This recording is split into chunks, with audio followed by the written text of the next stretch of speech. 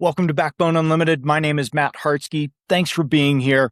Today's video is going to be continuing on in the fashion where I'm answering subscriber questions, and not just any subscriber questions, but the subscriber questions that I've been accumulating over the course of the last year. I talk to hundreds of elk hunters on a weekly basis, and these are the questions that keep coming up over and over again, right? So these are the ones that I think that are most important to you guys, and then I've cross-referenced these with the questions that are most commonly asked on social media and hunting forums. And these are just the pieces of information that I want you to have before September. So that's why we've changed things up a little bit going into season. I want you to have the best information that you want to know about leading into hunting season, leading into the months that we all love and wait all year for.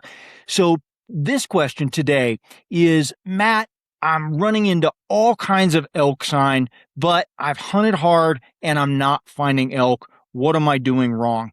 And this is just a super, super common question. We've all been there. We've all experienced it, but I don't want you to stay stuck there and living in that frustration mode of finding a lot of sign, but not finding elk. I have 100% been there. And the reason that I was there is because I didn't understand elk behavior and the way that they were using terrain as it relates to that sign. Sign is great, right? But sign by itself doesn't mean much. It's historical. It tells us that elk were there, but it doesn't tell us where they are right now. And so that's a lot of times not the best information for us. It's good to find that fresh sign because it boosts our confidence that we're in the right general area, right? We know that it can be elky, but it doesn't necessarily point the direction that we need to go next. Yeah, it's not the roadmap that we all hope for when we find that steaming fresh pile of poop. And one of the challenges with sign is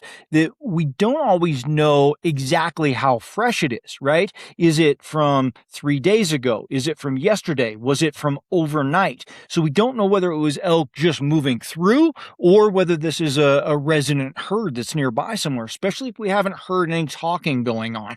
And so this is where it really becomes a location issue for me, a location challenge rather than just a sign issue, right? So you found sign, great. You know that you're in the right general vicinity. But a lot of guys, they find that sign, maybe it's 8 o'clock in the morning, right? 9 o'clock in the morning. Well, how fresh is it? And look around you and what type of country are you in? What is the terrain like? So are you at a meadow edge where they fed all night? And so it tells you that the sign was left when they were out there feeding and rutting around at night, right? Or are you in the middle of a transition zone, maybe on a southwest facing slope? What does that look like? Is there feed below you? Is there feed nearby? And this is more of an area where there isn't so much feed that they were transitioning to on their way to bedding. Are you in a bedding area, right? Are there beds around? Is it really thick? Are you on a dark, shaded, north-facing side or northeast-facing side? Now, elk don't always bed there, but that tends to be a more general rule of thumb that tends to be true more oftentimes than not. So if you're in that area, look around and get out of it, right? Because we don't want to spend a whole bunch of time in a bedding area, especially if it's middle of the day hours when the elk are probably in there somewhere. All we're going to do is bump them out. So don't be roaming around through there. Have a better plan than that. We'll touch on that more in a minute. So the location is what really determines whether we need to pay attention to that sign, right? So if we look at location, then we relate it to the time of day as well. So like I said, when was it left? Are we hunting elk that are transitioning and we're right behind them? And then we're going to try to follow that sign towards a bed? Or what's going on here? Is it 9 o'clock in the morning? Is it 3 o'clock in the afternoon? What are we looking at in terms of terrain layered with what time of day it is? That tells us what we need to know, not just the sign by itself. That doesn't really mean a whole lot to me, other than sometimes we can figure out direction of travel, right? Especially if there's fresh tracks. Which direction are those tracks going? All right. So if I hit a spot at 9 o'clock in the morning and I haven't heard any elk, but I've got fresh tracks. I've got steaming wet poop, and the tracks are headed from where there was a feeding area down below, and they're headed through a south slope, probably over towards a north-facing slope. You're already behind those elk. You know that they went up there and they bedded somewhere. So what would the play be? Well, the play for me would probably be follow those tracks up. Maybe they transitioned over a saddle. Maybe they just went over the top of the ridge somewhere. But then if it does lead you to that north-facing side, that could be a bedding area anywhere in there. Not that we're going to run up to the top of the ridge, because they could be on that south-southwest slope as well if it offered them enough cover and security and they were comfortable there. But let's say 80 to 90% of the time they're on a north-northeast slope. If you get up there towards the top and it appears that they've disappeared down in there somewhere, that's probably the point where we want to stop. We want to assess that time of day, listen even more. You might try your cold calling from that area where you're trying to pull that bull up out of that bedding area once he's had his cows bedded. So if it's like 10 o'clock in the morning or later, you know that you have better odds of pulling that bull away from his cows from a short distance at least than you otherwise would. Hey, if you hunt public land elk and you're tired of grinding through random seasons, I built the elk hunting series of ebooks for you. Most hunters don't struggle because they lack effort. They struggle because they lack a system. And that's exactly why I built the elk hunting ebook series as a complete progressive framework for Western elk hunters who are done guessing and ready to hunt with intention. Volume 1 is going to be Foundations and Reality. I reset your mindset and expose the assumptions that quietly wreck seasons. In Volume 2, Finding Elk and Understanding Pressure, you'll learn how elk actually move under pressure so you can anticipate instead of react.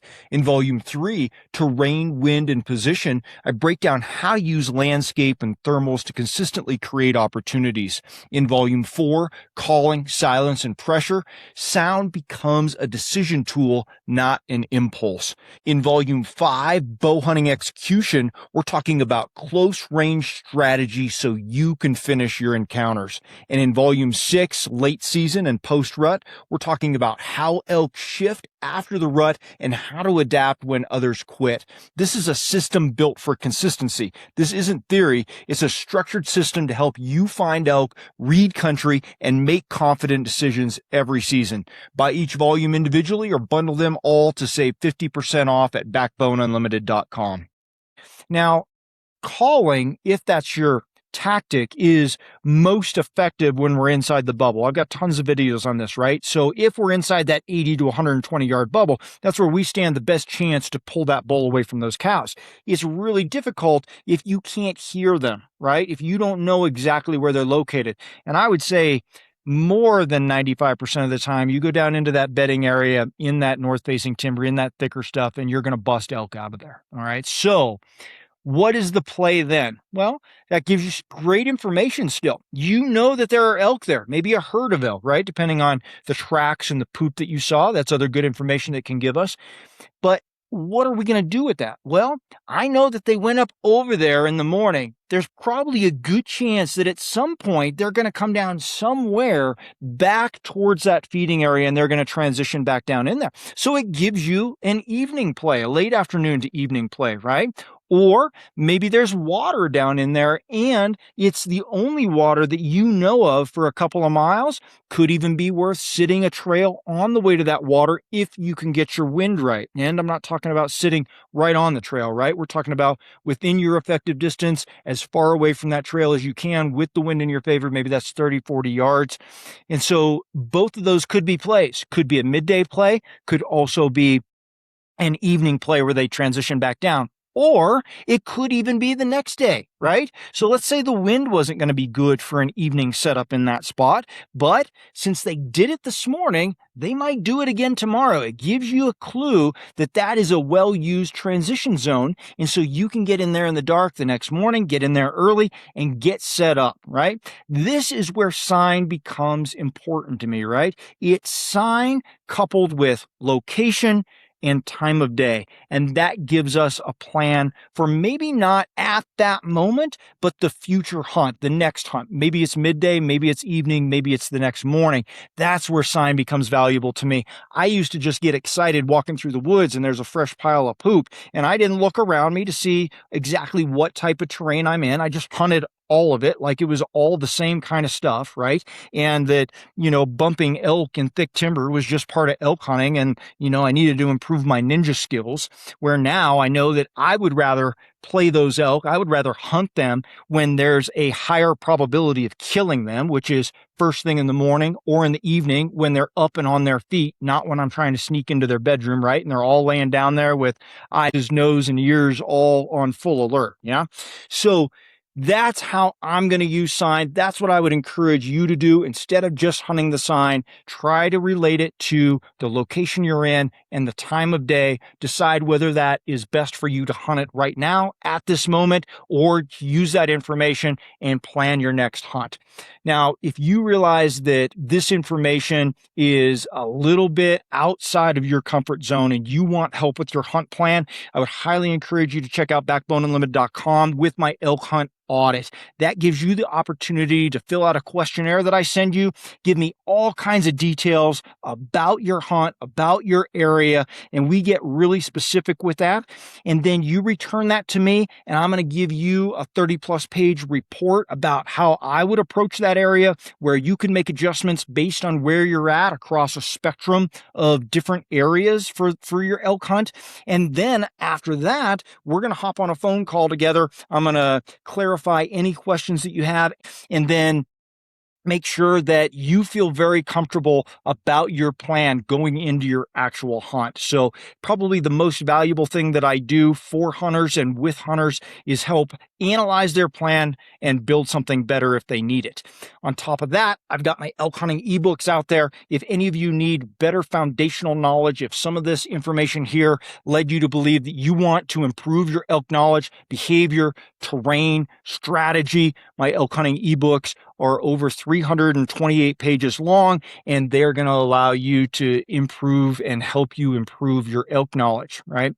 On top of that, if you would like to really dive in and just be around other elk hunters all the time, have access to me on a daily basis, I would encourage you to join me on Team Backbone. That's our team membership page where you have full access to all my written information and access to me anytime you need to, text, whatnot. I try to draw the line. I have boundaries with folks that aren't a member of the team, right? But that is an area where you can get all of my knowledge at your fingertips there. And then on top of that, if you're still struggling with training or nutrition and preparing for your hunt, I'd encourage you to take advantage of my 30+ years of professional strength, nutrition, and nutrition coaching, where I can help you come up with a very specific plan, both training-wise, nutrition-wise, and the nutrition piece could be preseason, leading up, getting ready for those long days, or on your hunt nutrition, right? Either way, whatever you need, let me know. Reach out. I would love to help you guys. That's why I'm here. That's the purpose of this. And I really appreciate you giving me that opportunity. Now, if you have questions that you want answered in one of these videos, please hit me up in the comments. I read and respond to all those comments one way or another.